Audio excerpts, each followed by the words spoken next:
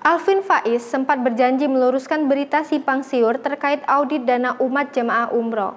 Akun Opposite yang kini hadir lagi melalui @opposite6890.recall terus menagih janji putra sulung Ustadz Arifin Ilham ini.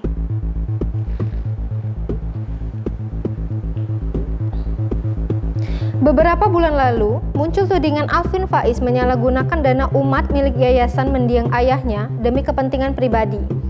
Perlahan tapi pasti, janji audit dana umat yang dijanjikan Alvin Faiz itu selalu ditagih akun anonim itu dengan cara halus ataupun kartu as aib Alvin di tangan.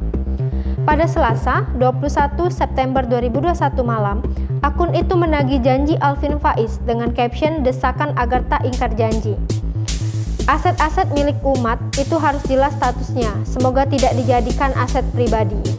Jika memang itu digunakan untuk kemaslahatan umat, alhamdulillah. Tapi jika laporan audit nanti ternyata banyak keganjilan, bisa jadi cukup mengecewakan.